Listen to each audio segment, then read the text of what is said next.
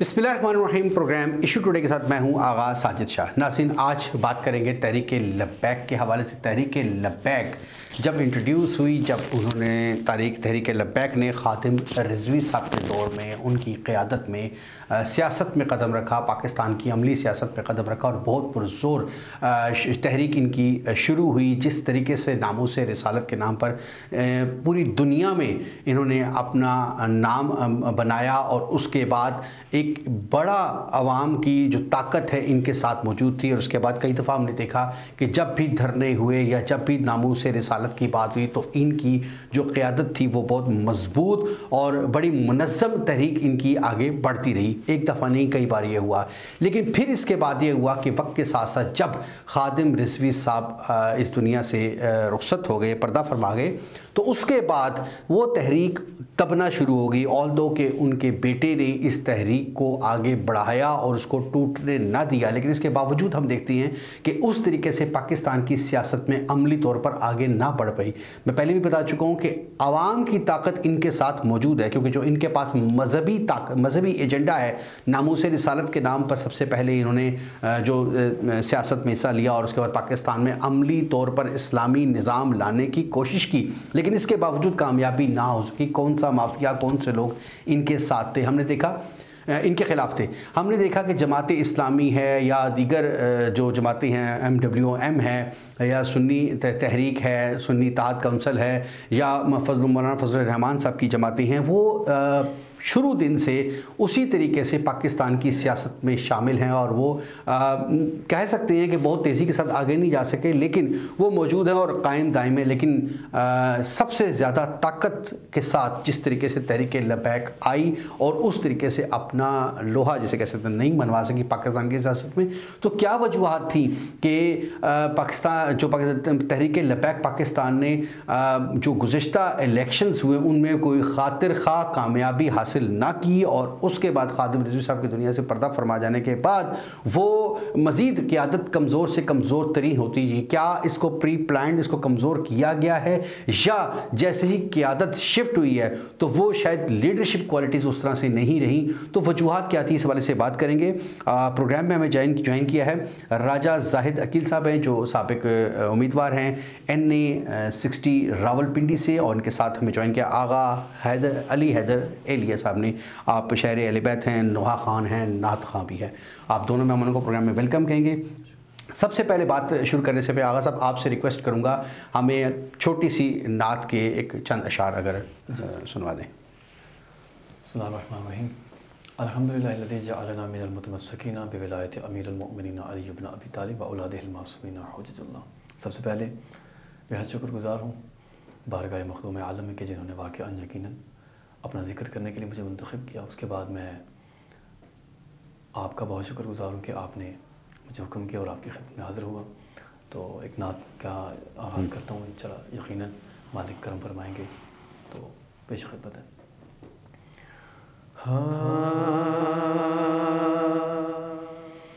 मैं इस तरह से हूँ या रब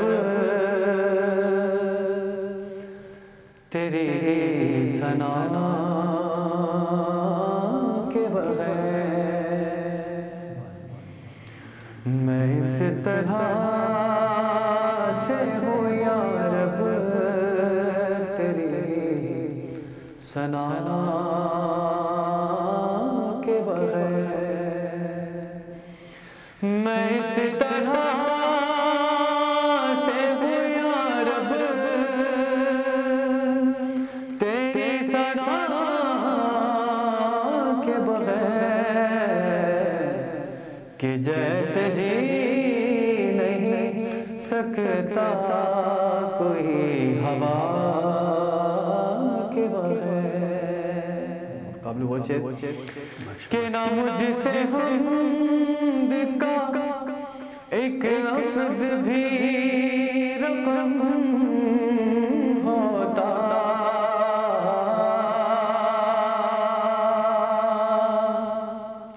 ना मुझसे हमद का एक लफ्ज़ भी रकम होता, खुदाया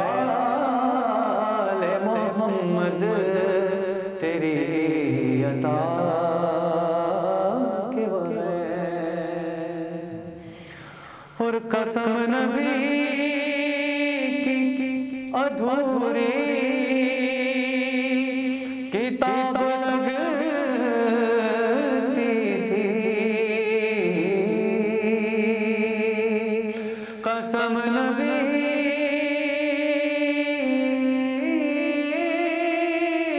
کی ادھوری کتاب لگتی تھی، بیاض حمد مجھے نعت مصطفیٰ کے بغیر،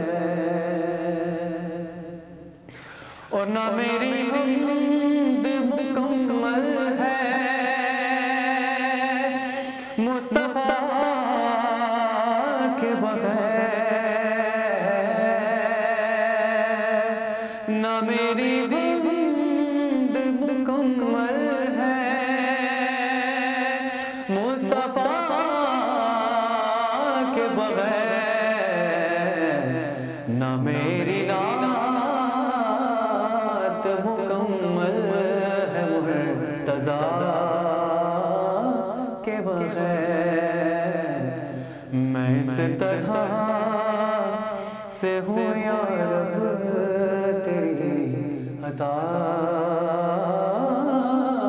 کے بغیر۔ اور آخری شعر آپ کی ذاتی معنی کے لیے کہ سکون ملتا نہیں مصطفیٰ کو اور کہیں،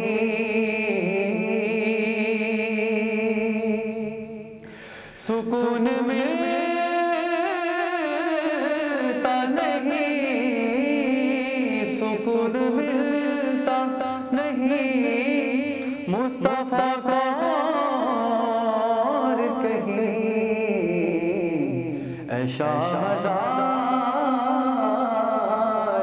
عالم تیری رضا کے بغیر، میں اس طرح سے ہوں یا رب تیری ثنا کے بغیر۔ ماشاءاللہ ماشاءاللہ سبحان اللہ، بہت خوبصورت کلام، بہت خوبصورت انداز ماشاءاللہ۔ آغا صاحب کب شروع کیا یہ آپ نے جو نعت خوانی جو ہے وہ کیا بچپن سے شوق تھا یا اچانک سے زندگی میں کوئی تبدیلی آئی؟ اور جی شاہ صاحب، سب سے پہلے تو بات ہے کہ یہ عطا ہوتی ہے مالکان کی، خصوصاً حضور کی عطا ہوتی ہے اور ان کی کرم نوازی ہوتی ہے۔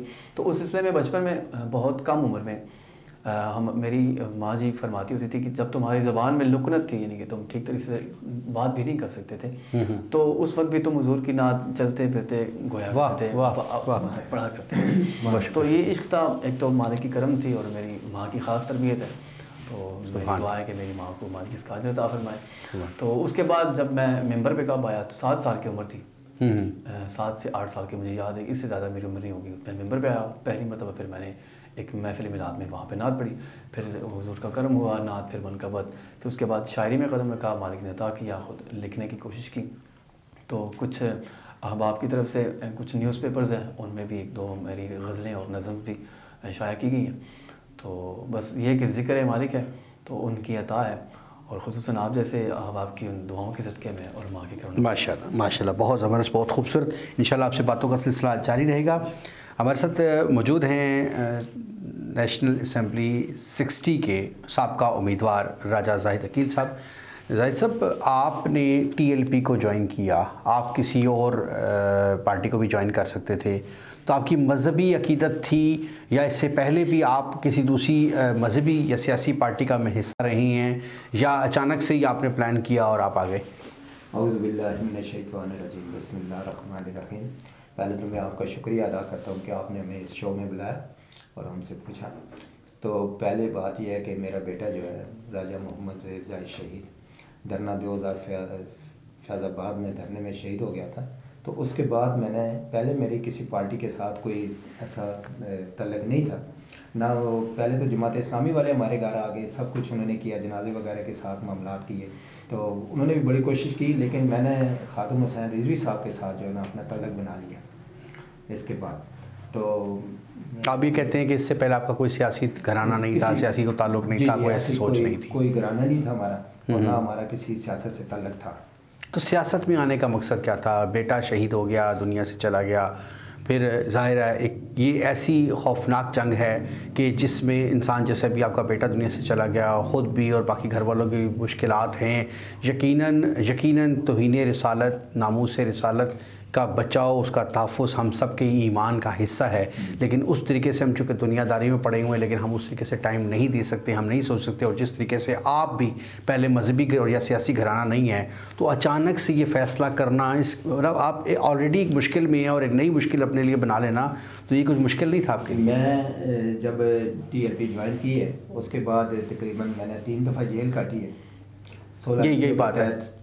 اور بابا رضوی صاحب جو تھے ہمارے بزرگ جو تھے جن کے ساتھ میرا تعلق بن گیا تھا, تو انہوں نے مجھے کہا کہ راجہ صاحب آپ جو ہے نا الیکشن بھی لڑیں. تو میں نے کہا جی ہم تو الیکشن نہیں لڑتے, ہم نے تو کبھی سیاست میں کبھی ایسا دیکھا نہیں, لیکن ہم تو ایک مذہبی لوگ ہیں, اللہ کے دین کے لیے, ناموس رسالت کے لیے اپنی جانیں قربان کرنے کے لیے تیار ہیں. بیٹے میں ہی جان دے دی ہے, تو انشاءاللہ باقی بھی جو ہم قربانی دینے کے لیے تیار ہیں. تو لیکن انہوں نے کہا جی انہوں نے اصرار کیا کہ آپ الیکشن لڑیں. تو میں نے ان کی جو اس بات پہ پوری جو ہے نا لبائی کا اور الیکشن لڑنے کا فیصلہ کیا. درست ہو گیا. تو آپ نے الیکشن کنٹیسٹ کیا, اور اس کے بعد ہم نے دیکھا کہ TLP جو اس سے پہلے ظاہر ہے ایک نئی انٹروڈیوسنگ جماعت ہے, نئی رجسٹرڈ جماعت ہے, 5 سال 10 سال کے اندر ہوئی ہے. اس سے علاوہ جو باقی جماعتیں ان کو 40 سال یہاں پر ہو گئے ہیں. تو آپ نے یہ جوائن کیا اور اس کے بعد آپ نے دیکھا کہ TLP کو اس طریقے سے مقبولیت ملی لیکن کامیابی حاصل نہ ہو سکی, اس کی کیا وجہ ہو سکتی؟ اس میں جو ہمارے بڑے ہیں نا رضوی صاحب کے جانے کے بعد, تو انہوں نے ایک گروپ بنا لیا. تو میں تو سمجھتا ہوں گروپ ہی ہے. انہوں نے جو UC یا PP لیول کے یا ضلع کے لیول کے جو بندے ہیں نا وہ باہر سے لے لیے. انہوں نے وہ بندے نہیں لیے جو مقامی لوگ ہوتے ہیں, جو ان کی برادری کا سسٹم ہوتا ہے, یا ان کو انہوں نے دور کر دیا. آپ سمجھتے ہیں کہ آپ کی قیادت کا جو ہے نا وہ فقدان ہے؟ انہوں نے وہ قیادت نے پوری توجہ نہیں دی ہے, یا ان کی اپنی پالیسی ہے جو شاید فیل ہے, انہوں نے ایسی بنا لی جس کے اوپر جو ہے نا اس لبائک پہ پوری توجہ نہیں دی گئی. ورنہ لوگ تو اتنی محبت کرتے ہیں اس کے ساتھ, بلکہ ہمارے ساتھ بھی لوگ جڑے رہتے ہیں, کہتے ہیں کہ یار راجہ صاحب آپ بھی جو ہے نا مکمل دوبارہ بھی الیکشن لڑیں اور سب کچھ کریں. تو لیکن تھوڑی اس کو توجہ دینے کی ضرورت ہے. جو مقامی لوگ ہیں, اچھا آپ کو لگتا ہے کہ TLP کو باقاعدہ کسی پلاننگ کے تحت کمزور کیا گیا, دیوار سے لگایا گیا, یا جیسے آپ بتا رہے ہیں کہ یہ اندر کی ہی قیادت کا فقدان تھا جس کی وجہ سے کمزوری ہوئی ہے وزیر؟ میں تو کہتا ہوں کہ یہ اندر کی قیادت ہے نا اس کا فقدان کی وجہ سے ایسا ہوا ہے. تو باہر سے تو دشمن تو اپنا چال چلتا رہتا ہے, لیکن جو اندر کے لوگ ہوتے ہیں نا انہیں دشمن کون ہے؟ توہین رسالت, ناموس رسالت کا دشمن کون ہو سکتا ہے؟ اس کے جو دشمن ہے وہ قادیانی ہے, جو حضور صلی اللہ علیہ وسلم کے دین کو نقصان پہنچا رہے ہیں, وہی دشمن ہے. اور جو ایجنسی ہیں یا دوسرے باہر کے لوگ ہیں جنہیں اللہ اور رسول صلی اللہ علیہ وسلم کے دین کو پسند نہیں ہے, جس کی وجہ سے وہ ہمیں نقصان پہنچا رہے ہیں. اس سب کے باوجود آپ نے TLP کو چھوڑنے کا فیصلہ نہیں کیا, یا آئندہ آنے والے ٹائم میں TLP کے ساتھ اسی طرح سے آپ جڑے رہیں گے, یا آپ کوئی اپنا فیصلہ بنائیں گے, اپنی کو پارٹی بنائیں گے, یا کسی دیگر جماعت جیسے اپنی جماعت اسلامی کا ذکر کیا کسی اور کے ساتھ جائیں گے؟ کیونکہ ظاہر ہے قیادت پہ آپ کو اعتبار نہیں ہے, یا ان کی پالیسی آپ سمجھتے ہیں مناسب نہیں ہے جس کی وجہ سے کامیابی نہیں ہے. قیادت پہ تو اعتبار, جو بڑی قیادت ہے اس پہ تو اعتبار ہے جی. سعد رضوی صاحب تو ماشاءاللہ بہت محنت کر رہے ہیں اور وہ اس پہ اوپر چل بھی رہے ہیں. جو مقامی قیادت ہے نا, جو چھوٹے لیول کی, جو کہہ سکتے ہیں ڈویژن کی یا شمالی پنجاب کی, یا ان کے بارے میں ہم کہہ سکتے ہیں کہ وہ ان کی جو ہے نا ان کی غلط پالیسیوں کی وجہ سے جو ہے نا TLP تھوڑی ٹھیک ہو گیا. نیچے آ رہا ہے. ناظرین یہاں وقت ہوا چھوٹی سی بریک کا, واپس آتے ہیں بریک کے بعد, بات کرتے ہیں اسے دوبارہ شروع. ویلکم بیک ناظرین. بریک پہ جانے سے پہلے بات ہو رہی تھی راجہ زاہد صاحب سے اسی حوالے سے کہ تحریک لبیک جو ہے انہوں نے جوائن کی اور اس کے بعد وہ نہیں کرے. اچھا آپ جو بات کر رہے تھے سعد رضوی صاحب کی, تو سعد رضوی صاحب سے آپ سے کی ملاقات ہوئی ہے اس حوالے سے کہ مقامی طور پر قیادت ناکام ہے, اس قیادت کو چینج کیا جائے, ان کی پالیسی پہ نظر ثانی کی جائے؟ جی ان سے بات ہوئی ہے, لیکن وہ ابھی کہہ رہے ہیں کہ انہوں نے کوئی پازیٹیو جواب نہیں دیا, خاموشی اختیار کر لی. تو اس میں بھی ان کی کوئی حکمت ہوگی. آئندہ جو ابھی اپ کمنگ الیکشن ہے ان کی تیاری ہے نیکسٹ ایئر, تو آپ اس میں کیا سمجھتے ہیں؟ آپ الیکشن میں دوبارہ سے حصہ لیں گے ٹی ایل پی کی جانب سے؟ جی انشاءاللہ جی, اگر قیادت ہم پہ اعتبار کرے گی یا ہمیں ٹکٹ دے گی تو ضرور انشاءاللہ الیکشن لڑیں گے. آپ کا سب سے پہلا ٹارگٹ کیا ہوگا؟ حکومت پاکستان سے کیا مطالبہ ہوگا, یا پبلک کے لیے آپ کیا کریں گے؟ توہین رسالت یا ناموس رسالت جس کے حوالے سے آپ آ رہے ہیں اس کے تحفظ کے لیے آپ کے مائنڈ میں کیا ایجنڈا؟ انشاءاللہ ہم ناموس رسالت کے لیے جتنی بھی قربانی دینی وہ دیں گے, اور آگے بھی پہلے بھی دیے اور انشاءاللہ آگے بھی دینے کے لیے تیار ہیں. تو اللہ کے حکم سے ہم کھڑے ہیں. مذہب کے نام جو ہے اس کی جو حضور صلی اللہ علیہ وسلم کے دین کے لیے جتنی بھی قربانی ہم دے سکیں ہم دیں گے. ٹھیک ہے, بہت شکریہ.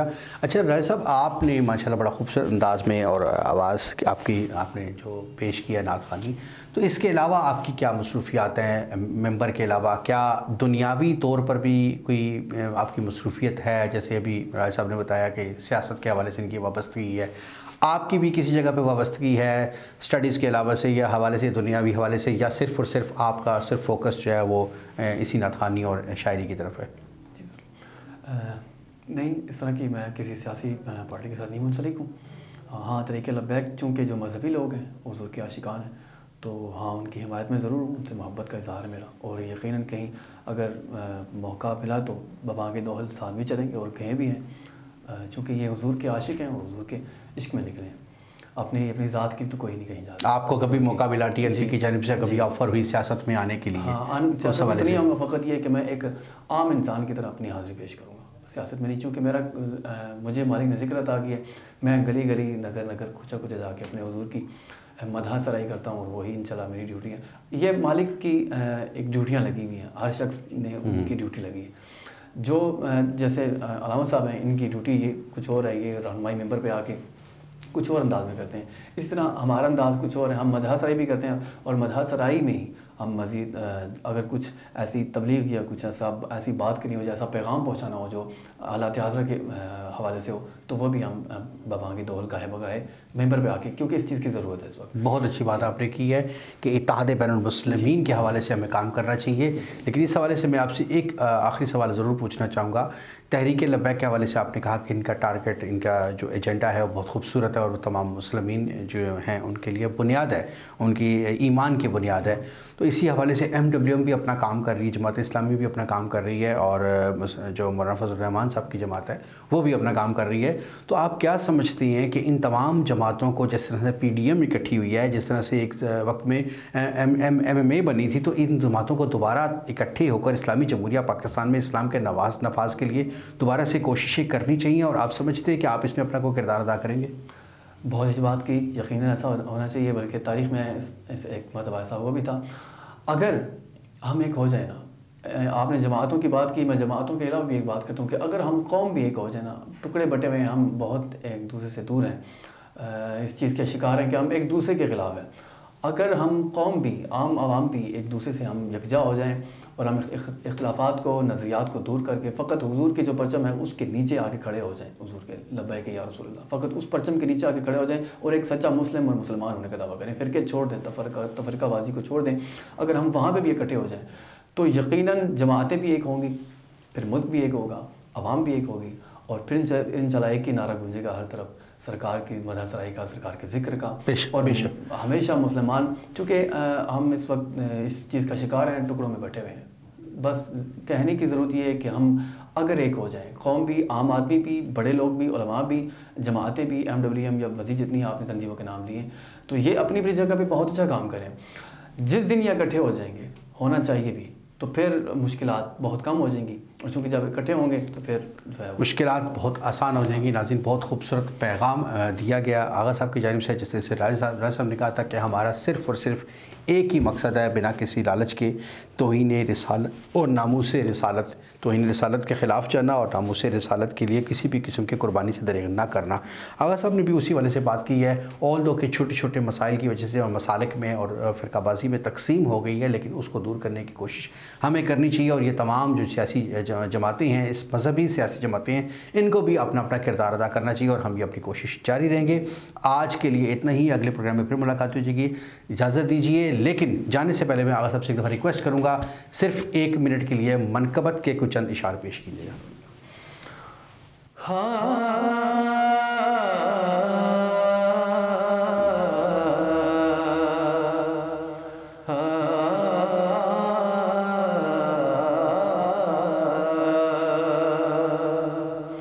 فکر و فن سے علی ہے یا علی کے بیٹے فکر و فن سے علی ہے یا علی کے بیٹے اب لگن صرف علی ہے یا علی کے بیٹے فکر و فن صرف علی ہے یا علی کے بیٹے اور لہجائے لہام کا لامی میں پیغمبر نے کہا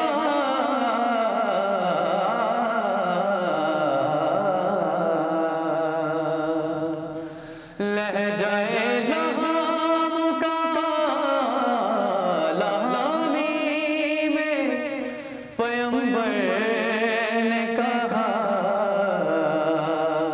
کہ جانے من صرف علی ہے یا علی کے بیٹے. آخری شعر کے لیے میری دعا ہے آپ کی جو آپ کے آذان کو کامیاب فرمائے اور مزید وسعت عطا فرمائے کہ تم روایات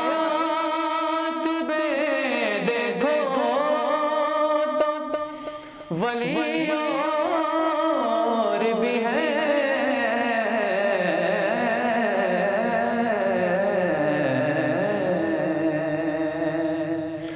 تم روایات میں دیکھو ولی اور بھی ہے پر آیتن صرف علی ہے یا علی کے بیٹے.